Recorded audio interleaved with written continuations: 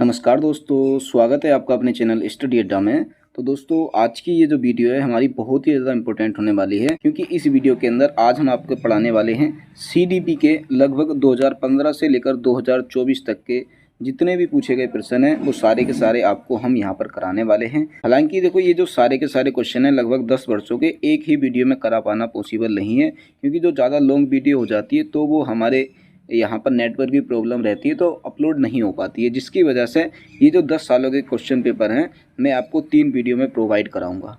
ठीक है, तो जो 3 वीडियो में आपको ये जो सीडीपी है सारी की सारी कंप्लीट आपको देखने को मिलने वाली है, यानी कि 10 सालों के जितने भी क्वेश्चन पूछे गए हैं वो सारे के सारे मैं आपको यहाँ पर आज करा दूंगा। ठीक है, और ये जो हमारी क्लास होगी ये यूटेट फर्स्ट और सेकेंड दोनों के लिए इंपॉर्टेंट होगी, क्योंकि दोनों के अंदर सीडीपी पूछी ही जाती है। ठीक है, इसीलिए सभी ने इस क्लास को ज़्यादा से ज़्यादा देखना है। आपके जितने भी साथी हैं यूटेट की तैयारी कर रहे हैं तो इस वीडियो को उन लोगों तक ज़्यादा से ज़्यादा शेयर कर दीजिएगा। और इतना ज़रूर मैं कह सकता हूं कि अगर आप इस क्लास को अच्छे से देख लेते हैं, जितने भी क्वेश्चंस मैं यहाँ पर कराऊंगा उसमें जैसे जैसे जितने भी कॉन्सेप्ट पूछे गए हैं आप उन कॉन्सेप्ट को भी अगर अलग से पढ़ लेते हैं तो जो आपके नंबर हैं वो 30 में से 30 आ सकते हैं। ठीक है, तो ये क्लास बहुत ही ज़्यादा इंपॉर्टेंट होने वाली है। और ऐसी ही क्लासें और अगर आप पाना चाहते हैं तो आपको क्या करना है, सिर्फ हमारे चैनल को सब्सक्राइब कर लेना और पास में बेल आइकन को जरूर दबा देना। तो हम जल्दी से स्टार्ट कर लेते हैं। तो देखो, ये जो हमारा पेपर है ये पेपर है हमारा 2015 का। तो सबसे पहले हम 2015 का पेपर करेंगे, उसके बाद फिर 2016 पे जाएंगे, 17 पे जाएंगे, 18 पे जाएंगे और इसी तरह से बढ़ते बढ़ते हम 2024 तक के जो क्वेश्चन हैं उनको सोल्व करेंगे। ठीक है, तो 2015 का ये पेपर है, हम इसको जल्दी से सोल्व कर लेते हैं। तो इसके अंदर हमारा सबसे पहला क्वेश्चन आ जाता है कि शिक्षा के संदर्भ में समाजीकरण से क्या तात्पर्य है। तो समाजीकरण से क्या तात्पर्य है, तो समाजीकरण का मतलब क्या होता है भाई? समाजीकरण का मतलब ये होता है कि हम किस तरह से समाज के अंदर अपने आप को समायोजित कर ले रहे हैं, किस तरह से हम समाज के साथ इंटरेक्ट कर रहे हैं, बस यही समाजीकरण होता है। तो जैसे यहाँ पर पहला ऑप्शन है कि सामाजिक वातावरण में अनुकूलन और समायोजन, बिल्कुल सही है कि सामाजिक वातावरण के हम अडेप्टेट कर ले रहे हैं हम अपने आप को, यानी कि सामाजिक वातावरण के अनुसार हम अपने आप में अनुकूलन कर ले रहे हैं, अपने आप को समायोजित कर रहे हैं, और यही होता है सामाजिककरण। इसका मतलब हमारा जो ऑप्शन नंबर ए है ये इसका बिल्कुल राइट हो जाएगा।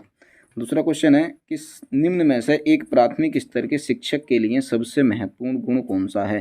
तो प्राथमिक स्तर के शिक्षक के लिए सबसे महत्वपूर्ण गुण कौन सा है, हमने ये यहाँ पर बताना है। तो पहला है कि शिक्षण विधियों में सक्षमता और विषय का ज्ञान। तो देखिए, विषय के ज्ञान से कोई हमें ज़्यादा इतना महत्वता नहीं रखनी है, क्योंकि यहाँ पर हम प्राथमिक शिक्षा की बात कर रहे हैं। दूसरा, उच्च मानक भाषा में पढ़ाने की क्षमता। तो उच्च मानक भाषा यानी कि मानक शब्द का तो हमने प्रयोग करना ही नहीं है। पढ़ाने की उत्सुकता, यस ये हो सकता है, पर इससे भी बेस्ट देखते हैं धैर्य और लगन, ये इससे भी बेस्ट है।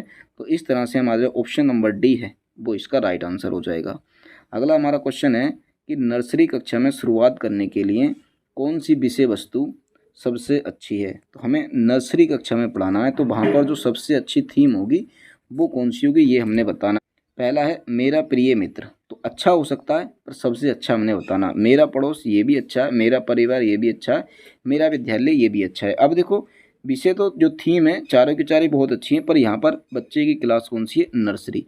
और नर्सरी कक्षा में जो बच्चा होता है वो सबसे ज़्यादा अपने परिवार के साथ इंटरेक्ट करता है, इसलिए यहाँ पर जो थीम हो जाएगी मेरा परिवार, यही इसका बिल्कुल राइट आंसर हो जाएगी। अगला है कि पियाजे के अनुसार संज्ञानात्मक विकास के किस चरण पर बच्चा वस्तु स्थायित्व को प्रदर्शित करता है। तो वस्तु स्थायित्व को जो बच्चा प्रदर्शित करता है ये करता है संवेदी प्रेरक चरण में, यानी कि ऑप्शन नंबर ए ही इसका बिल्कुल राइट आंसर हो जाएगा। अगला है कि सीखने की प्रक्रिया में शिक्षक की भूमिका होनी चाहिए। सीखने की प्रक्रिया है तो इसमें शिक्षक क्या होता है? शिक्षक कुछ भी नहीं होता, एक सुगमकर्ता होता है। तो सुगमकर्ता होता है और ये है हमारा ऑप्शन नंबर ए में, तो ऑप्शन नंबर ए इसका सीधा का सीधा राइट आंसर हो जाएगा। अगला है कि निम्नलिखित में से कौन सा सूक्ष्म गतिक कौशल का उदाहरण है। तो सूक्ष्म गतिक कौशल का उदाहरण कौन सा? देखिए, सूक्ष्म गतिक कौशल वो होते हैं जिनके अंदर जो हमारे बॉडी के फाइन स्किल्स मोटर यूज़ होती हैं, जिनके अंदर फाइन ऑर्गन्स यूज़ होते हैं। तो इनके अंदर जो छोटे छोटे अंग यूज़ करते हैं, जैसे कि चढ़ने में पैर हो रहे हैं, फुदकने में भी, दौड़ने में भी, लिखने में। लिखना क्या है? फाइन मोटर स्किल्स में आ जाता है। ठीक है, सूक्ष्म गति कौशल्स में आ जाता है, इसीलिए ऑप्शन नंबर डी इसका राइट हो जाएगा। अगला है कि एक शिक्षिका अपने आप कभी भी प्रश्नों का उत्तर नहीं देती, वह अपने विद्यार्थियों को उत्तर देने के लिए समूह चर्चाएं और सहयोगात्मक अधिगम अपनाने के लिए प्रोत्साहित करती है, यानी कि ये शिक्षिका बहुत अच्छी है। यह उपागम डैश डैश के सिद्धांत पर आधारित है। तो ये जो उपागम है ये किसके सिद्धांत पर आधारित है? तो ये सक्रिय भागीदारी के ऊपर निर्भर करता है कि भाई हर एक विद्यार्थी क्या है उसमें सक्रिय होकर भाग ले रहा है। जितनी भी वो समूह संरचना कर रही हैं, सहयोगात्मक अधिगम कर रही है, तो उसमें सारे एक दूसरे की सक्रिय भागीदारी दिखा रहे हैं, जिससे उनके आंसर भी उनको मिल जा रहे हैं। तो ये क्या है? सक्रिय भागीदारी का उदाहरण है और यही एक अच्छे टीचर की पहचान भी होती है। ठीक है, अगला हमारा क्वेश्चन आ जाता है कि एक बालक की मानसिक आयु 12 वर्ष है और शारीरिक आयु 10 वर्ष है, उसका बुद्धि लब्धांक क्या होगा?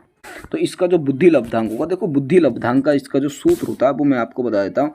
वो होता है मेंटल एज यानी कि मानसिक आयु बटे शारीरिक आयु यानी कि फिजिकल एज, और गुणाक हम कर लेते हैं 100 से। इस तरह से हम करेंगे तो यहाँ देखो इसकी जो मानसिक आयु है वो 12 है और शारीरिक आयु 10 है, तो गुणा कर लेंगे हम 100 से। तो भी 10 से जब हम 100 को काटेंगे तो ये 10 बार कटेगा और 12 की 10 से गुणा कर देंगे तो ये आ जाएगा हमारा 120, यानी कि इसका जो बुद्धि लब्धांक हो जाएगा वो हो जाएगा 120, यानी कि ऑप्शन नंबर ए क्या हो जाएगा इसका राइट हो जाएगा। अब अगला हमारा क्वेश्चन है कि समेकित शिक्षा इंगित करती है। तो ये जो समेकित शिक्षा है ये क्या इंगित करती है? तो इसके हम चारों के चारों ऑप्शन पढ़ लेते हैं। पहला है सभी बच्चों के लिए एक समान शिक्षण विधि, तो समेकित शिक्षा एक समान शिक्षण विधि नहीं अपनाती है। दूसरा, सामान्य बच्चों व भिन्न रूप से योग्य बच्चों के लिए एक ही स्कूल, बिल्कुल सही है कि समेकित शिक्षा में क्या होता है कि जितने भी चाइल्ड होते हैं स्पेशल नीड्स के हों या फिर डिफरेंट्स नीड के हों या फिर नॉर्मल हों, तो उन सभी की जो शिक्षा होनी चाहिए वो एक ही स्कूल के अंदर होनी चाहिए और यही समेकित शिक्षा इंगित करती है। ठीक है, अगला है कि एक शिक्षक विद्यार्थियों में सामाजिक मूल्यों को विकसित कर सकता है। तो जो एक शिक्षक है वो विद्यार्थियों के अंदर सामाजिक मूल्यों को किस तरह से विकसित कर सकता है? तो ये कर सकता है अनुशासन की अनुभूति को विकसित करके, अनुशासन को हमें विकसित करना ही नहीं है। आदर्श रूप से बर्ताव करके, सही लग रहा है और देख लेते हैं। महान व्यक्तियों के बारे में बोलकर ऐसे नहीं कर सकते। उन्हें अच्छी कहानियां सुना कर तो सकते हैं, पर हमारा इसमें जो सबसे बेस्ट आ जा रहा है वो आ जा रहा है ऑप्शन नंबर बी। तो ऑप्शन नंबर बी क्या हो जाएगा इसका राइट हो जाएगा। अगला है कि शिक्षार्थियों के बीच अधिगम शैली में अंतर का कारण हो सकता है। तो शिक्षार्थियों के बीच अधिगम शैली में अंतर का क्या कारण हो सकता है? शिक्षार्थी की समाजीकरण की प्रक्रिया, नहीं, ये अधिगम में अंतर का कारण नहीं है। विद्यार्थी द्वारा अपनाई गई विचारणा विधि, बिल्कुल सही है कि जो विद्यार्थी होते हैं वो डिफरेंट मेथड से सीखते हैं। ठीक है, अगला हमारा क्वेश्चन आ जाता है कि कक्षा 1 में बच्चों के भाषा कौशल का विकास किस क्रम में होना चाहिए? तो जो बच्चों में भाषा कौशल का विकास होता है वो इस क्रम में होता है जिसको हम बोलते हैं सुबोपाली। ठीक है, तो यहाँ से आपने देख लेना, याद कर लेना, सुबोपाली। सु से हो जाता है सुनना, बो से बोलना, पा से पढ़ना, ला से लिखना। ठीक है, तो सुबोपाली, सुनना, बोलना, पढ़ना, लिखना, सुनना, बोलना, पढ़ना, लिखना पहले में ही सही आ जाता है। तो यही क्या हो जाएगा इसका बिल्कुल राइट आंसर हो जाएगा। ठीक है, तो आपने ध्यान रखना, सुबोपाली, सुनना, बोलना, पढ़ना और लिखना पहले में बिल्कुल मैच बैठा रहेगा, तो यही सही हो गया। यही इनका क्रम होता है, सबसे पहले सुनना, बोलना, पढ़ना, लिखना, ऐसे ही आता है ये। तो ये क्रम है, बिल्कुल आपने ध्यान रखना, इसको याद रखना सुबोपाली को। ठीक है, अब अगला हमारा क्वेश्चन आ जाता है कि मानव व्यक्तित्व का परिणाम है। तो मानव जो व्यक्तित्व है वो किसका परिणाम है ये हमने बताना है। तो मानव व्यक्तित्व केवल आनुवंशिकता का नहीं, कि मानव व्यक्तित्व जो है वो केवल आनुवंशिकता का परिणाम नहीं है। पालन पोषण और शिक्षा का ये भी गलत हो जाएगा।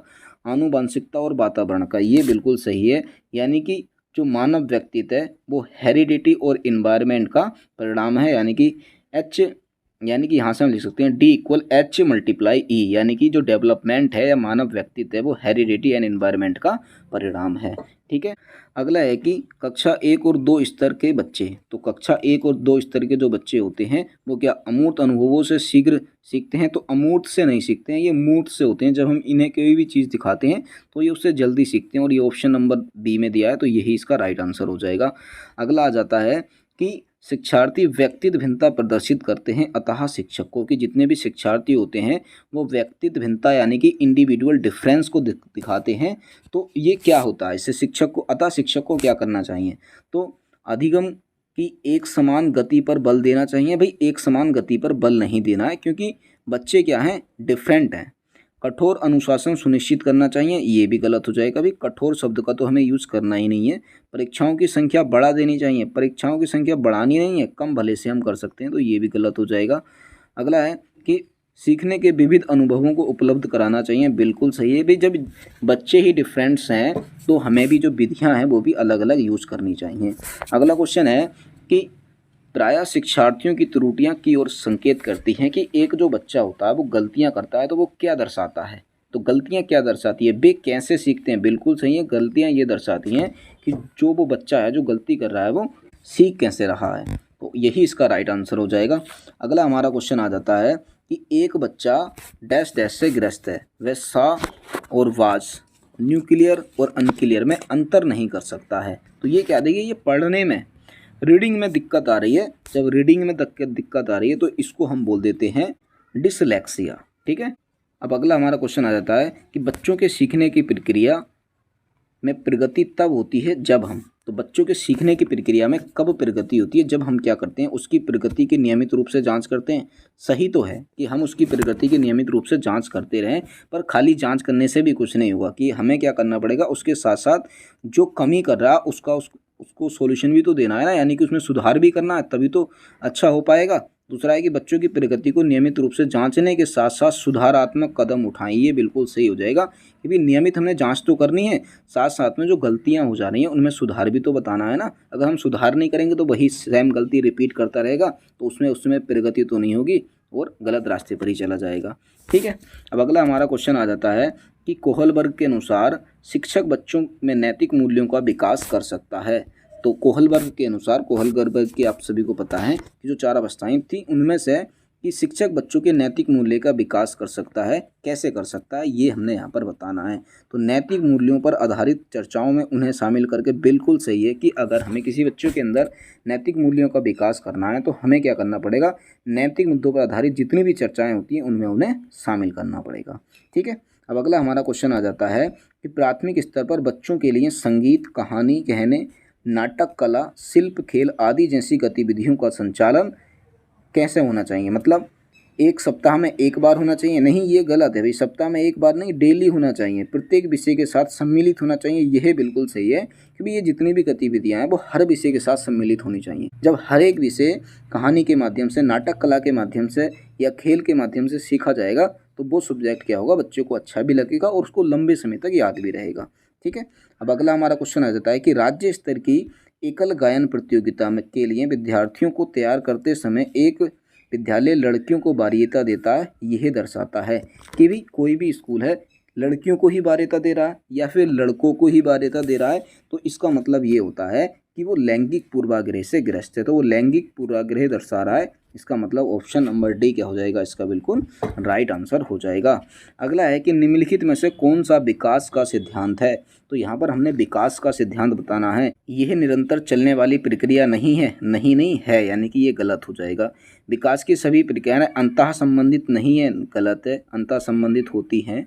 इस सभी की विकास दर समान नहीं होती है, सभी की जो विकास दर होती है समान नहीं होती, ये बिल्कुल सही है, क्योंकि भाई सभी में इंडिविजुअल डिफरेंस पाया जाता है, इसीलिए जो ग्रोथ की रेट है वो भी सभी में डिफरेंट होती है। ठीक है। अगला हमारा क्वेश्चन आ जाता है कि सभी विद्यार्थी पाठ में रुचि न लेते प्रतीत हों तो शिक्षक को चाहिए कि वह, तो शिक्षक को क्या चाहिए कि उसको क्या करना चाहिए। पहला ऑप्शन है इसका कि शिक्षण विधि बदल दे। बिल्कुल सही है भी, अगर कोई भी विद्यार्थी है पाठ में रुचि नहीं ले रहा है तो इसका मतलब जो शिक्षक की शिक्षण विधि है उसमें कहीं ना कहीं कमी है, इसीलिए शिक्षक को क्या करना चाहिए, अपनी शिक्षण विधि को बदल देना चाहिए। दूसरा है कि व्यवहार का करना पक्ष में आता है, तो व्यवहार का करना जो है वो किस पक्ष के अंदर आता है ये हमने बताना है। तो सीखने के गतिक क्षेत्र के अंदर बिल्कुल सही है, जो करना शब्द है ये सीखने के गतिक क्षेत्र के अंतर्गत आता है। अगला क्वेश्चन है कि बच्चे के विकास के सिद्धांतों को समझना शिक्षक की सहायता करता है। तो बच्चे के विकास के सिद्धांतों को समझना शिक्षक की क्या सहायता करता है, शिक्षार्थियों की भिन्न अधिगम शैलियों को प्रभावी रूप से संबोधित करने में, बिल्कुल सही है, यही इसका राइट आंसर हो जाएगा। अगला क्वेश्चन है कि बच्चे उसी वातावरण में सीख सकते हैं जहाँ, तो बच्चे किस वातावरण में सीख सकते हैं ये यहाँ पर हमने बताना है। पहला है कि उनके अनुभवों एवं भावनाओं को उचित स्थान मिले। बिल्कुल सही है कि अगर बच्चे के अनुभवों को, उसकी भावनाओं को उचित स्थान मिलेगा तो बच्चा क्या उस वातावरण में बहुत आसानी से सीख सकता है। अगला क्वेश्चन है कि एक विद्यार्थी अपने अध्यापक से समय की पाबंदी सीखता है। यह एक उदाहरण है कि जो एक विद्यार्थी है वो अपने अध्यापक से क्या समय की पाबंदी सीख रहा है, तो ये किसका उदाहरण है, वाचिक अधिगम का गलत हो जाएगा, कौशल अधिगम का ये भी गलत हो जाएगा, अधिगम अंतरण का ये भी गलत हो जाएगा, प्रेक्षण अधिगम का यही इसका राइट आंसर हो जाएगा। ठीक है, यानी कि वो क्या कर रहा है, प्रेक्षण करके सीख रहा है, देख कर सीख रहा है। ठीक है, अगला क्वेश्चन है कि विद्यार्थियों के सीखने में जो रिक्तियां रह जाती हैं उनके निदान के बाद डैश डैश चाहिए, कि विद्यार्थियों के सीखने में जो रिक्तियां रह गई हैं उनके निदान के बाद क्या करना चाहिए। सघन अभ्यास कार्य होना गलत है, समुचित उपचारात्मक कार्य होना चाहिए, बिल्कुल सही है भाई। जो गलतियां आपको दिख गई हैं, जो रिक्तियां दिख गई हैं, उनके निदान करने के लिए आपको समुचित उपचारात्मक कार्य भी करना चाहिए। ठीक है, अगला क्वेश्चन है कि एक शिक्षक बच्चे द्वारा की गई छोटी छोटी गलतियों पर क्रोध प्रकट करता है, यह क्या इंगित करता है। वह बच्चे का शुभचिंतक है, बिल्कुल गलत है, क्योंकि बार बार में अगर छोटी छोटी गलतियों पर क्रोध दर्शा रहा है तो ये शुभचिंतक नहीं है, उसमें ज्ञान की कमी है भाई। ऐसे ज्ञान की तो तुलना नहीं कर सकते, ये कुंठित है नहीं, ऐसा भी नहीं कह सकते हैं। वह संवेदनात्मक रूप से संतुलित नहीं है, बिल्कुल सही है कि भाई उसमें संवेदना ही नहीं है। अगर उसमें संवेदना होती है, वह संतुलित होता अच्छे से, तो वो बच्चे की छोटी छोटी गलतियों पर क्रोध प्रकट नहीं करता, क्योंकि सभी को पता है कि इंसान जो होता है वो गलतियों का पुतला होता है, और बच्चे हैं उनकी गलतियों पर तो हमें इतना ध्यान देना नहीं है। ठीक है, अगला क्वेश्चन है, और अगला और 2015 वाले पेपर का ये हमारा लास्ट क्वेश्चन है। इसके बाद हम 2016 का पेपर डिस्कस करेंगे। ठीक है, तो 2015 का हमारा लास्ट क्वेश्चन ये है कि NCF 2005 के संबंध में निम्न में से कौन सा कथन सत्य है। तो सही कथन हमने बताना है, ये भारत की विद्यालय शिक्षा के संबंध में एक संवैधानिक संशोधन है। यह गलत हो जाएगा कि ये भाई कोई संवैधानिक संशोधन नहीं है, यह NCERT द्वारा तैयार किया गया दस्तावेज है जो भारत की विद्यालय शिक्षा के संबंध में संस्तुतियाँ प्रस्तुत करता है। ये बिल्कुल सही है, यानी कि ये कोई संवैधानिक संशोधन नहीं है, बस ये क्या एक दस्तावेज है जो कि NCERT के द्वारा तैयार किया गया है, जो विद्यालय शिक्षा के संबंध में संस्तुतियाँ प्रस्तुत करता है। ठीक है, तो ऑप्शन नंबर बी क्या हो जाएगा, इसका राइट आंसर हो जाएगा। अभी देखो ये जो 2015 का पेपर था ये तो हमारा कंप्लीट हो गया है। तो वीडियो अगर आपको अच्छी लग रही हो तो वीडियो को लाइक कर देना, अपने दोस्तों को शेयर कर देना, और चैनल को सब्सक्राइब नहीं किया है तो चैनल को सब्सक्राइब कर लेना। अब हम कर लेते हैं 2016 का पेपर। इसके अंदर हमारा सबसे पहला क्वेश्चन आ जाता है कि वह अधिनियम जो अक्षम व्यक्तियों से संबंधित है। तो अक्षम व्यक्तियों से संबंधित जो अधिनियम है वो कौन सा है, वो हो जाएगा हमारे पास PWD अधिनियम 1995, यानी कि पहला ही इसका बिल्कुल राइट आंसर हो जाएगा। दूसरा है निम्नलिखित में से कौन सा पीयर ट्यूटरिंग या शिक्षण तकनीक का भाग नहीं है। तो शिक्षण तकनीक का और पीयर ट्यूटरिंग का भाग कौन सा नहीं है। व्याख्या करना गलत हो जाएगा, पुनर्बलन ये भी गलत हो जाएगा, यानी कि ये भी है और मॉडलिंग ये भी है भाई, ये भी है तो ये गलत हो जाएगा, हमने नहीं वाला बताना है। और व्याख्यान देना नहीं है, यानी कि ये गलत है, तो यही हमारा राइट आंसर हो जाएगा। ठीक है, अगला हमारा क्वेश्चन है कि गरीब अभिकथन है, कथन है और कारण है। तो इसमें कथन जो है वो है कि गरीब घर की लड़कियां ज़्यादातर विद्यालय त्याग देती हैं, और बिल्कुल सही बात है कि जो गरीब घर की लड़कियां होती हैं वो ज़्यादातर विद्यालय त्याग ही देती हैं। तो कारण क्या है, लड़कियां घर पर अपने छोटे भाई बहनों की देखभाल करती हैं, ये भी बिल्कुल सही है भाई, ये भी सही है और ये भी सही है। अब देखिए ये क्या करती हैं, अपने छोटे भाई बहनों की देखभाल करती हैं, क्योंकि इनके जो पेरेंट्स होते हैं वो काम पर चले जाते हैं, तो घर में छोटे भाई बहन रहते हैं। अब उनकी देखभाल कौन करेगा, अगर वह रुकेंगे तो भाई उनको खाना भी है, बच्चों को पढ़ाना भी है, कैसे हो पाएगा। इसीलिए जो लड़कियां होती हैं वो विद्यालय छोड़ देती हैं ताकि वे अपने छोटे भाई बहनों की देखभाल कर सकें। दोनों बिल्कुल सही है, तो ऑप्शन नंबर ए ही क्या हो जाएगा, इसका बिल्कुल राइट आंसर हो जाएगा।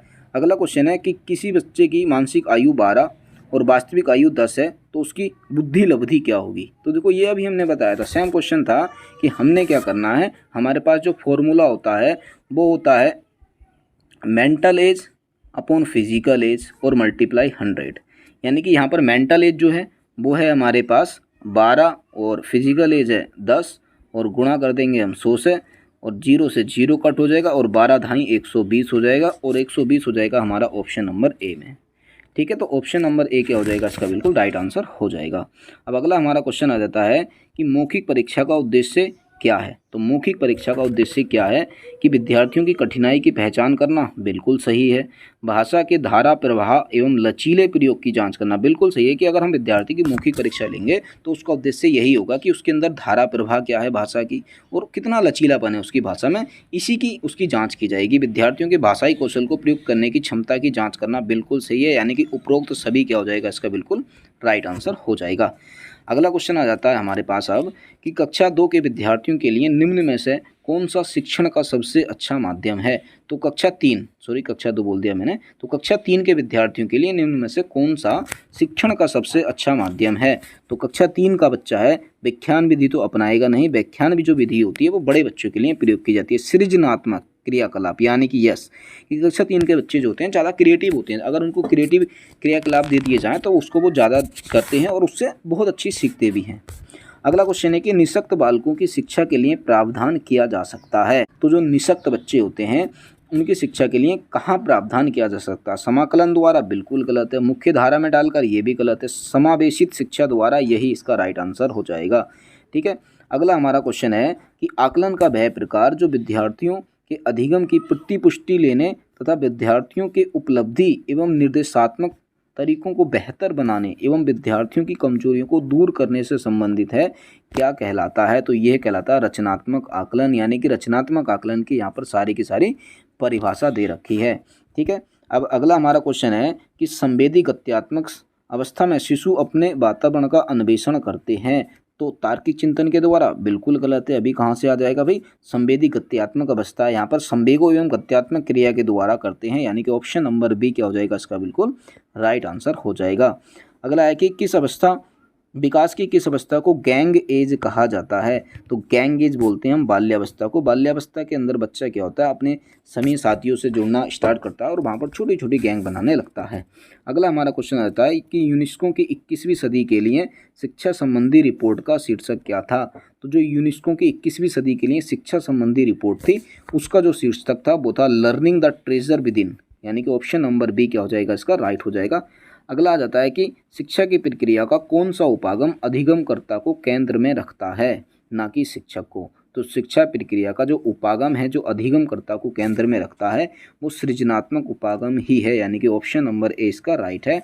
अगला है कि अधिगम प्रभावित होता है। तो अधिगम किससे प्रभावित होता है? तो जो अधिगम है सामाजिक अंतःक्रिया से प्रभावित होता है, बिल्कुल सही होता है। अंतर व्यक्तिगत संबंध से, इससे भी होता है। दूसरों के संप्रेषण से, इससे भी होता है, यानी कि ये सभी से प्रभावित होता है। इसका मतलब ऑप्शन नंबर डी इसका राइट हो जाएगा। किसने कहा कि बच्चे संसार में लैंग्वेज एक्विजिशन डिवाइस के साथ जन्म लेते हैं? तो ये कहा था नोम चोम्स्की ने। इस चीज़ का आपने ध्यान रखना है। अगला क्वेश्चन है कि CWSN यानी कि चाइल्ड विद स्पेशल नीड्स बच्चों को पढ़ाने के लिए शिक्षक हेतु कौन सी बैठक व्यवस्था आदर्शवाद है? तो ये हो जाएगी हमारे पास गोलाकार बैठक व्यवस्था और यू आकार, दोनों इसमें चलते हैं, यानी कि ऑप्शन नंबर सी, ए और बी दोनों इसका बिल्कुल राइट आंसर हो जाएगा। अगला क्वेश्चन है हमारे पास अब कि निम्नलिखित में से कौन सा प्रक्षेपण परीक्षण नहीं है? तो कौन सा प्रक्षेपण परीक्षण नहीं है यहाँ पर ये हमने बताना है। तो रोसार्क इंकजेट टेस्ट ये तो परीक्षण है। ड्रॉओमैन टेस्ट ये भी परीक्षण है। थीमेटिक एपरसेप्शन टेस्ट ये भी एक टेस्ट है, जबकि 16 पर्सनैलिटी फैक्टर्स ये कोई टेस्ट नहीं है, ये क्या एक फैक्टर है। अगला है कि संप्रेषण कौशल में निहित है। तो संप्रेषण कौशल में कौन सा निहित है ये हमने बताना है। तो बोलना आता है, बिल्कुल आता है। सक्रिय रूप से सुनना आता है, ये आता है। शारीरिक भाषा आती है, बिल्कुल आती है। लेखन आता है, लेखन आता है, यानी कि हम संप्रेषण जो है इन चारों के माध्यम से करते हैं। तो चारों के चारे हमारे ऑप्शन नंबर डी में है, तो यही इसका बिल्कुल राइट आंसर हो जाएगा। अब अगला हमारा क्वेश्चन है क्वेश्चन नंबर 18 कि मानव बुद्धि एवं विकास प्रभावित होता है। तो जो मानव बुद्धि एवं विकास है वो किससे प्रभावित होता है? वंशानुक्रम से, बिल्कुल होता है। वातावरण से, इससे भी होता है। दोनों से होता है। यानी कि हम इस तरह से बोल सकते हैं कि डेवलपमेंट इक्वल H/E, कि जो डेवलपमेंट है वो हेरिडिटी एंड एनवायरनमेंट का प्रोडक्ट है। ठीक है, अब अगला हमारा क्वेश्चन है कि CWSN child with special needs के लिए मुख्य शिक्षण तकनीक है। इनके लिए जो मुख्य शिक्षण तकनीक है वो है सहयोगात्मक अधिगम, बिल्कुल सही है। साथी समूह शिक्षण ये भी बिल्कुल सही है, यानी कि ये दोनों के दोनों क्या हो जाएंगे, इसका बिल्कुल राइट आंसर हो जाएंगे। अगला है कि अभिप्रेरण का परिणाम है। तो अभिप्रेरण का क्या परिणाम है ये हमने बताना है। ये होता है लक्ष्य केंद्रित व्यवहार, बिल्कुल सही है। यानी कि अगर हम किसी बच्चे को मोटिवेट करते हैं तो जो भी उसका लक्ष्य होता है उसको केंद्र में रखकर व्यवहार करता है। अगला हमारा क्वेश्चन है कि समावेशित विद्यालयों में बाल केंद्रित मूल्यांकन प्रणाली होनी चाहिए। तो कैसी होनी चाहिए ये हमने बताना है। लचीली, बिल्कुल सही है। निरंतर होनी चाहिए, ये भी सही है। भागीदारीपूर्ण होनी चाहिए, ये भी सही है। यानी कि ये सभी की सभी मूल्यांकन प्रणालियाँ होनी चाहिए। मूल्यांकन प्रणाली को कभी भी कठोर नहीं होना चाहिए, इस चीज़ का आपने ध्यान रखना है। अगला है कि स्मृति की प्रक्रिया का सही क्रम क्या है। स्मृति यानी कि मेमोरी, तो आपकी जो मेमोरी है उसका बिल्कुल सही क्रम क्या है, यहाँ पर ये हमने बताना है। तो सबसे पहले क्या आता है, तो सबसे पहले कुंटांकन, भरणांकन, ध्यान देना। तो सबसे पहले आता है ध्यान देना, यानी कि पहले तो ये आ जाएगा। उसके बाद आ जाएगा कि आप क्या करेंगे, उसका कूटांकन करेंगे। उसके बाद फिर आप उसका भंडारण करेंगे और बाद में आप उसको प्रत्यास्मरण करेंगे। इस तरह से आप देखेंगे तो आ जाएगा 3 1 2 4, और 3 1 2 4 हमारा आ जाता है ऑप्शन नंबर ए में ही आ जाता है। तो ऑप्शन नंबर ए क्या हो जाएगा, इसका बिल्कुल राइट आंसर हो जाएगा। अब अगला क्वेश्चन है कि ऐसे व्यक्ति जिनकी उच्च स्तरीय उपलब्धि आवश्यक होती है, वे जब बहुत कठिन कार्य का सामना करते हैं तो बहुत जल्दी उस कार्य को क्यों छोड़ देते हैं। वे आसानी से थक जाते हैं। देखो, आसानी से कोई नहीं थकता, ऐसा नहीं कह सकते। उनमें निरंतर प्रयत्न करने की क्षमता कम होती है, क्षमता किसी के अंदर कम नहीं होती है। उनमें उच्च स्तर की चिंता होती है, तो चिंता नहीं होती है भाई। उनमें उच्च श्रेणी की कार्य कुशलता की आवश्यकता होती है। यही बिल्कुल सही है और यही इसका राइट आंसर हो जाएगा। अगला है कि पाठ्यचर्या को डैश डैश पक्षों में बांटकर निर्धारण किया जाना चाहिए। तो पाठ्यचर्या को कितने पक्षों में बांटकर निर्धारण करना चाहिए, तो संज्ञानात्मक में बिल्कुल सही, भावात्मक में, यहाँ पर भी मनोगत्यात्मक, यानी कि तीनों के तीनों ये इसका बिल्कुल राइट आंसर हो जाएंगे। ठीक है, कोई भी जो पाठ्यचर्या है हमें उसको उसमें भाव भी व्यक्त करने चाहिए, संज्ञान भी होना चाहिए और उसके जो फिजिकल्स एक्टिविटी हैं उनको भी शामिल करना चाहिए। अगला है कि निम्नलिखित में से किस अवस्था में शिशु आत्म केंद्रित होता है। तो शिशु आत्म केंद्रित किस में होता है, तो ये शैशवावस्था में ही होता है, सिर्फ अपने आप में खोया रहता है। इसीलिए जो शिशु होता है इस अवस्था के अंदर आत्म केंद्रित होता है। अगला क्वेश्चन है कि मनोवैज्ञानिकों द्वारा सुझाया गया है कि प्रतिभाशीलता शिक्षक के दृष्टिकोण के लिए निम्नलिखित में से किसके संसर्ग पर निर्भर करती है। तो ये करती है उच्च क्षमता पर, बिल्कुल सही है, उच्च सृजनात्मकता पर, ये भी सही है, और उच्च प्रतिबद्धता पर, यानी कि इन तीनों पर निर्भर करती है। तो यही इसका बिल्कुल राइट आंसर हो जाएगा। अगला है कि संवेगात्मक रूप से बुद्धिमान व्यक्ति की निम्नलिखित में से कौन सी विशेषताएं हैं। तो संवेगात्मक रूप से बुद्धिमान व्यक्ति की हमने यहाँ पर विशेषताएं बतानी है। तो ये कौन सी है, अपने संवेगों एवं भावनाओं के प्रति संवेदनशील होना एवं प्रत्यक्षीकरण कर पाना, बिल्कुल सही है भाई। संवेगात्मक रूप से बुद्धिमान है तो वो क्या करेगा, उसके जितने भी संवेग हैं, भावनाएं हैं, संवेदनाएं, उनके प्रत्यक्षीकरण कर पाएगा उनको आसानी से। अपने संवेगों को नियंत्रित एवं नियमित कर पाना, भाई बुद्धिमान है सांवेगिक रूप से, इसलिए वो नियंत्रित कर पाएगा अपने संवेगों को और नियमित कर पाएगा। अपने संवेगों की तीव्रता को समझ पाना, भाई तीव्रता को समझेगा तभी तो उन पर नियंत्रण पाएगा।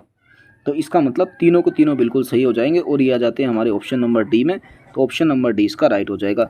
अगला है कि मास्लो का सिद्धांत आधारित है। तो मास्लो का जो सिद्धांत है वो किसके ऊपर आधारित है, तो यह आवश्यकताओं के ऊपर आपने ध्यान रखना है। ठीक है, भावनाओं के ऊपर भी नहीं है, इच्छाओं के ऊपर भी नहीं है और कार्यों के ऊपर भी नहीं है, सिर्फ आवश्यकताओं के ऊपर डिपेंड है। किस अहम रक्षा युक्ति के अंतर्गत व्यक्ति अपने स्वयं के गुण दूसरों पर थोपते हैं। तो ये थोपते हैं प्रक्षेपण के द्वारा, यही नहीं कि यानी कि ऑप्शन नंबर ए ही इसका राइट हो जाएगा। अगला और 2016 की हमारी वीडियो का लास्ट हमारा क्वेश्चन आ जाएगा कि शिक्षण के दौरान बच्चे के कथा कक्ष व्यवहार के अध्ययन हेतु कौन सी विधि सर्वाधिक उपयुक्त है। तो ये जो विधि उपयुक्त हो जाएगी अवलोकन हो जाएगी, यानी कि ऑप्शन नंबर ए क्या हो जाएगा, इसका बिल्कुल राइट आंसर हो जाएगा। ठीक है, अब अगला हमारा यानी कि अच्छा ये क्वेश्चन तो हमारा 2018 का है, तो इसका मतलब जो पिछला पेपर था हमारा वो 2017 का था और ये जो पेपर है हमारा 2018 का, इसका मतलब जो 2016 का पेपर है वो यहाँ से मिस हो गया। ठीक है, हम उसको अगली वीडियो में डाल देंगे। ठीक हो गया ना, 2018 का पेपर हम यहाँ पर अब डिस्कस कर लेते हैं जल्दी से।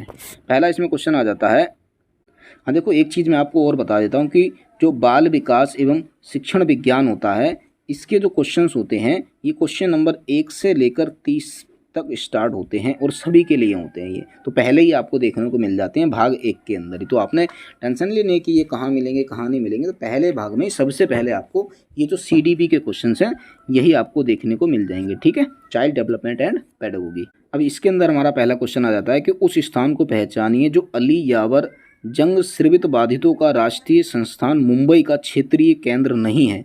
तो ये कौन सा केंद्र नहीं बताना, तो देखिए कोलकाता में भी है, नई दिल्ली में भी है, भुवनेश्वर में भी है, जबकि चंडीगढ़ में नहीं है, तो ये नहीं है, तो यही इसका नहीं बताना था, तो यही इसका राइट आंसर है। ठीक है, आप यहाँ पर इसके बारे में पढ़ सकते हैं। ये जो है अली यावर जंग national institute of speech and hearing disabilities AYJNISHD, ये क्या है, एक स्वायत्त संगठन है। इसकी स्थापना अगस्त 1983 में हुई थी और यह जो संस्थान है बांद्रा पश्चिम मुंबई में स्थित है। कहाँ पर स्थित है? मुंबई में स्थित है।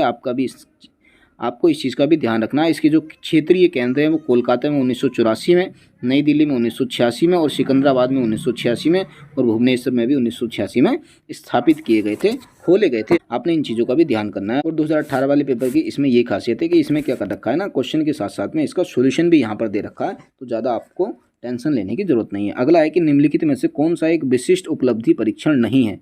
तो विशिष्ट उपलब्धि परीक्षण कौन सा नहीं है? तो ये सादृश्यक परीक्षण नहीं है। बाकी सारे के सारे ये क्या है, विशिष्ट उपलब्धि परीक्षण हैं। तो निदानात्मक परीक्षण, कौशल परीक्षण और भाषा परीक्षण ये क्या है, एक विशिष्ट उपलब्धि परीक्षण होते हैं। ठीक है। और जो विशिष्ट उपलब्धि परीक्षण होता है इसके अंदर रीडिंग टेस्ट, कौशल परीक्षण, लिखित परीक्षण और निदानात्मक परीक्षण को शामिल किया जाता है। अगला क्वेश्चन है कि पढ़ाई में पिछड़े हुए बालकों के प्रति आपका दृष्टिकोण कैसा होगा? तो हमारा दृष्टिकोण कैसा होना चाहिए? कठोर नहीं होना चाहिए, उदार भी नहीं होना चाहिए, स्नेहपूर्ण भी नहीं, सहानुभूतिपूर्ण होना चाहिए, यानी कि ऑप्शन नंबर बी इसका राइट है। अगला है कि बच्चे के व्यक्तित्व के सौहार्दपूर्ण विकास के लिए माता पिता को चाहिए। तो माता पिता को क्या चाहिए कि घर में अनुकूल वातावरण प्रदान करना, कि अगर बच्चे का घर के अंदर ही अनुकूल वातावरण नहीं होगा तो विद्यालय के अंदर भी वो अच्छा व्यवहार नहीं दिखा सकता है। अगला है कि निम्नलिखित में से कौन सा सीखने को प्रभावित करने वाला कारक शिक्षक से संबंधित है? तो शिक्षक से संबंधित जो कार्य है वो है विषय सामग्री में महारत हासिल होना, यही इसका बिल्कुल राइट आंसर है। अगला है कि मानव व्यक्तित्व परिणाम है। तो ये किसका परिणाम है? कई बार हमने बता दिया है कि भाई डी इक्वल होता है H/E, यानी कि डेवलपमेंट इक्वल होता है हेरिडिटी और इन्वायरमेंट। तो जो विकास होता है वो वातावरण और आनुवंशिकी दोनों का प्रतिफल होता है। ठीक है, तो इसका हम देखेंगे तो ये आ जाएगा हमारे पास ऑप्शन नंबर बी में, यानी कि आनुवंशिकता और पर्यावरण के बीच अंतःक्रिया का मानव व्यक्तित्व परिणाम होता है। अगला क्वेश्चन है कि शारीरिक विकास किस स्तर पर तेजी से होता है? तो जो शारीरिक विकास होता है वो शैशवा के अंदर बहुत तेजी से होता है। अगला है कि कोहलबर्ग के अनुसार एक शिक्षक अपने बच्चों में नैतिक मूल्य पैदा कर सकता है। नैतिक मूल्य कैसे पैदा कर सकता है? कि वो नैतिक मुद्दे जितने भी होते हैं उनमें विचार विमर्श करने में उनको शामिल करे, तभी वो जाकर वो क्या कर सकता है, बच्चों के अंदर नैतिक मूल्य पैदा कर सकता है। अगला हमारा क्वेश्चन है कि पियाजे का सिद्धांत संबंधित है बालक के। तो पियाजे का जो सिद्धांत है वो बालक के किस विकास से संबंधित है, ये यहाँ पर हमने बताना है। तो ये संज्ञानात्मक विकास से संबंधित है। आपने सुना भी होगा कि जीन पियाजे का संज्ञानात्मक विकास का सिद्धांत, तो ये किससे संबंधित है? संज्ञानात्मक विकास के सिद्धांत से संबंधित है। इसको हम कोग्निटिव डेवलपमेंट भी बोलते हैं। ठीक है। अगला है कि निम्नलिखित में से कौन सा पक्ष शारीरिक विकास से संबंधित नहीं है? तो शारीरिक विकास से जो संबंधित नहीं है ये हमने बताना है। तो देखो, नाड़ी तंत्र, शरीर का ढांचा, अंतःस्रावी ग्रंथियाँ, ये सारे के सारे शारीरिक विकास के अंदर आते हैं, जबकि प्रत्यक्षीकरण जो होता है ये शारीरिक विकास के अंदर ना आकर ये मानसिक और संज्ञानात्मक विकास के अंतर्गत आता है। ठीक है। अगला हमारा आता है कि मूल्यांकन प्रक्रिया के मुख्य पद हैं। तो मूल्यांकन प्रक्रिया के जो मुख्य पद हैं वो शैक्षिक उद्देश्य है, बिल्कुल सही है, व्यवहारात्मक परिवर्तन है, बिल्कुल सही है, सीखने के अनुभव में ये भी सही है, यानी कि ये सभी क्या हो जाएगा, इसका बिल्कुल राइट आंसर हो जाएगा। अब अगला हमारा क्वेश्चन आ जाता है कि अभिप्रेरणात्मक चक्र के प्रमुख क्रमिक कदम क्या हैं? तो अभिप्रेरणात्मक चक्र के जो प्रमुख क्रमिक कदम हैं वो कौन कौन से हैं? वो आवश्यकता है, बिल्कुल सही है, प्रणोद है, बिल्कुल सही है, प्रोत्साहन है, बिल्कुल सही है, यानी कि ये सभी क्या हो जाएगा, इसका बिल्कुल राइट आंसर हो जाएगा।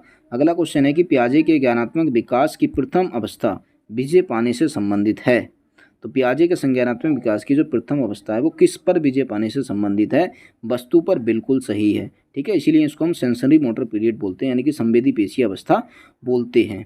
ठीक हो गया। बाकी अगर आप इसको डिटेल में पढ़ना चाहते हैं तो यहाँ पर देखो इसका एक्सप्लेनेशन दे रखा है, आप वीडियो को रोककर आसानी से इसको पढ़ सकते हो। ठीक है। अगला क्वेश्चन हो गया कि निम्नलिखित में से कौन सा अनौपचारिक शिक्षा का स्रोत नहीं है? तो अनौपचारिक शिक्षा का जो स्रोत नहीं है वो हो जाएगा अभिभावकों द्वारा दी गई शिक्षा। तो ये अनौपचारिक शिक्षा का स्रोत है ही। तो कक्षा कक्ष शिक्षण के माध्यम से दी जाने वाली शिक्षा, देखिए कक्षा कक्ष यानी कि स्कूल में दी जा रही है और स्कूल में जो शिक्षा दी जाती है वो औपचारिक शिक्षा होती है, और यहाँ पर पूछा है नहीं है, तो यही नहीं है और यही नहीं है, तो यही क्या हो जाएगा, इसका राइट आंसर हो जाएगा। अगला है कि समानता के लिए शिक्षा की संकल्पना पर बल दिया है। तो समानता के लिए शिक्षा की संकल्पना पर किसने बल दिया है? तो ये दिया है राष्ट्रीय शिक्षा नीति 1986 ने, यानी कि अब हम इसको राष्ट्रीय शिक्षा नीति 2020 भी बोल सकते हैं। ठीक है। अगला क्वेश्चन है कि अधिगमकर्ताओं द्वारा व्यक्तित्व विभिन्नता प्रदर्शित करने वाले अध्यापक को चाहिए, उसको क्या चाहिए? विभिन्न प्रकार के शिक्षण अनुभव प्रदान करना, बिल्कुल सही है।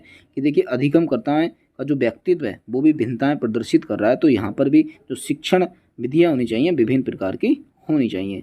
अगला क्वेश्चन आ जाता है अब कि बुद्धि लब्धि IQ का प्रत्यय सर्वप्रथम प्रयुक्त किया गया, तो IQ का जो सर्वप्रथम संप्रत्यय है ये किसने दिया था, तो ये दिया था वर्ष 1916 के अंदर दिया था टर्मैन ने। टर्मैन ये रहे हमारे भाई साहब ऑप्शन नंबर बी में, तो ऑप्शन नंबर बी इसका राइट आंसर हो जाएगा। यहाँ से आप बुद्धि लब्धि का सूत्र भी याद कर सकते हैं। हर एग्जाम में यहाँ से एक ना एक क्वेश्चन पूछा ही जाता है कि आपको मानसिक आयु दे दी होगी या वास्तविक आयु दे दी होगी, फिर आपसे कहेगा इसकी बुद्धि लब्धि या बुद्धि लब्धांक कितना है, तो यहाँ से आप निकाल सकते हो। जो बुद्धि लब्धांक होता है ये होता है हमारे पास mental age upon physical age और मल्टीप्लाई में ये 100 आ जाता है। ठीक हो गया। अगला हमारा क्वेश्चन है कि प्रयोग द्वारा सीखने के सिद्धांत को दिया था, तो प्रयोग द्वारा सीखने का जो सिद्धांत है वो किसने दिया था, तो ये दिया था कोल रोजर्स ने, यानी कि ऑप्शन नंबर ए ही क्या हो जाएगा, इसका बिल्कुल राइट आंसर हो जाएगा। अगला क्वेश्चन आ जाता है कि विद्यालय शिक्षा की गुणवत्ता अत्यधिक निर्भर करती है, तो विद्यालय शिक्षा की जो गुणवत्ता होती है वो अत्यधिक किसके ऊपर निर्भर करती है, तो ये करती है अध्यापक शिक्षा की गुणवत्ता के ऊपर, कि अध्यापक शिक्षा की जितनी अच्छी गुणवत्ता होगी उतनी ही विद्यालय शिक्षा की गुणवत्ता होगी। ठीक हो गया। अगला क्वेश्चन आता है कि गेने के अनुसार सर्वोच्च अधिगम परिस्थिति है, तो गेने के अनुसार सर्वोच्च अधिगम परिस्थिति क्या है, तो समस्या समाधान अधिगम परिस्थिति ही क्या है, ये सर्वोच्च अधिगम परिस्थिति है। ठीक है। अगला क्वेश्चन है कि अभिप्रेरणा सीखने का एक राजमार्ग है, यह कथन किसका है, कि जो मोटिवेशन होता है वो सीखने का एक रास्ता होता है, एक रूट होता है, ये जो कथन दिया था ये किसने दिया था, तो ये दिया था स्किनर ने, यानी कि ऑप्शन नंबर सी इसका बिल्कुल राइट हो जाएगा। अगला क्वेश्चन आ जाता है कि अभिभावकों को चाहिए, अभिभावकों को क्या चाहिए, बच्चे के कार्य पर निगरानी रखना, तो यहाँ पर निगरानी नहीं रखनी, हालांकि रख सकते हैं, काफ़ी हद तक सही है, पर इतना देखते हैं कोई और भी अच्छा हो सकता है। ट्यूशन की व्यवस्था करना, नहीं लगानी है ट्यूशन उसको। अपने बालक की प्रगति की समय समय पर चर्चा करना, बिल्कुल सही है भाई। चर्चा करने से क्या, हम बच्चे की प्रगति करेंगे, बच्चा सुनेगा तो और ज़्यादा मोटिवेट हो जाएगा उससे वो। विद्यालय की गतिविधियों में हस्तक्षेप ना करना, भाई नहीं करना नहीं है, करना है उसमें हस्तक्षेप, तो ये भी गलत हो जाएगा। यानी कि इन दोनों की अगर हम तुलना करते हैं तो इसमें ऑप्शन नंबर सी ही किया जाता है, ज़्यादा बेस्ट हो जाता है। ठीक है। अगला क्वेश्चन है कि विपरीत करने की योग्यता पियाजे के संज्ञानात्मक विकास के आधार पर किस अवस्था का गुण नहीं है, तो विपरीत करने की जो रिवर्सिबिलिटी की अवस्था आ जाती है ये किस अवस्था का गुण नहीं है, गुण नहीं है हमने बताना है, तो ये पूर्व संक्रियात्मक अवस्था का गुण नहीं है, बाकी इन सब का गुण है। कि जो रिवर्सिबिलिटी होता है बच्चा इंद्रिय जनित गामक अवस्था में भी कर लेता है, मूर्त संक्रियात्मक अवस्था में भी कर लेता है और अमूर्त संक्रियात्मक अवस्था में भी कर लेता है, सिर्फ पूर्व संक्रियात्मक अवस्था में ये रिवर्सिबिलिटी नहीं कर पाता है। ठीक है। अगला हमारा क्वेश्चन आ जाता है कि यूनेस्को के 21वीं शताब्दी के लिए शिक्षा में उल्लिखित शिक्षा के स्तंभों में से निम्न किस विकल्प को शिक्षा आयोग ने अपने सुझावों में सम्मिलित नहीं किया है, तो किसको नहीं किया है, ये क्या है, कमाने के लिए सीखना, इसी को सम्मिलित नहीं किया है। बाकी जानने के लिए सीखना इसको भी क्या है, साथ रहने के लिए सीखना इसको भी क्या है, कुछ करने के लिए सीखना इसको भी क्या है, इसी को नहीं किया, तो यही इसका बिल्कुल राइट आंसर हो जाएगा। अगला हमारा क्वेश्चन रहता है कि अध्यापक अभिप्रेरण का स्तर निर्भर करता है, तो अध्यापक अभिप्रेरण का स्तर जो होता है वो किसके ऊपर निर्भर करता है, ये करता है विद्यार्थियों और व्यवसाय के प्रति वचनबद्धता पर। ठीक है। अगला हमारा क्वेश्चन आता है कि निम्नलिखित में से व्यक्तित्व को प्रभावित करने वाला पर्यावरणीय कारक कौन सा है, तो व्यक्तित्व को जो प्रभावित करने वाला कारक है वो है सामाजिक कारक है, बिल्कुल सही है, सांस्कृतिक कारक है, बिल्कुल सही है, संवेगात्मक कारक है, बिल्कुल सही है, यानी कि ये सारे के सारे क्या हो जाएंगे, इसके बिल्कुल राइट आंसर हो जाएंगे। अगला क्वेश्चन आ जाता है कि निम्नलिखित में से कौन सा कथन सही नहीं है, तो सही नहीं है कथन हमने ये यहाँ पर बताना है। तो वृद्धि एवं विकास दोनों अलग अलग तथ्य हैं, बिल्कुल हैं, हमने यहाँ नहीं बताना यानी कि गलत बताना, पर ये तो सही है। कि अगला है कि वृद्धि जीवन भर निरंतर रूप से होती है, भाई वृद्धि जीवन भर निरंतर रूप से नहीं होती है, विकास होता है, वृद्धि नहीं होती है। वृद्धि क्या होती है, एक निश्चित आयु तक होती है, उसके बाद रुक जाती है। गलत ही हमने बताना है, गलत यहाँ पर मिल चुका है, तो ऑप्शन नंबर बी ही इसका राइट हो जाएगा। अगला हमारा क्वेश्चन आ जाता है कि बुद्धि के उस प्रकार को पहचानिए जो गार्डनर के बहुबुद्धि सिद्धांत से संबंधित नहीं है, तो गार्डनर ने बहुबुद्धि सिद्धांत दिया था, इसमें कौन सी बुद्धि नहीं आती है वो हमने यहाँ पर बताना है। तो तरल बुद्धि, तो तरल बुद्धि ही नहीं आती है, यानी कि गार्डनर ने मुख्य रूप से 7 एवं कुल 9 प्रकार की बुद्धि का वर्णन किया था, जिसके अंदर तरल बुद्धि नहीं थी। जो अन्य बुद्धियाँ थी वो थी भाषाई बुद्धि, तार्किक गणितीय बुद्धि, स्थानीय बुद्धि, शारीरिक गतिक बुद्धि, संगीतीय बुद्धि, व्यक्तिगत आत्मन बुद्धि, व्यक्तिगत अन्य बुद्धि, प्रकृतिवादी बुद्धि एवं अस्तित्ववादी बुद्धि, ये शामिल थी, जबकि तरल बुद्धि शामिल नहीं थी। नहीं ही हमने बतानी थी, ऑप्शन नंबर ए ही इसका बिल्कुल राइट हो जाएगा।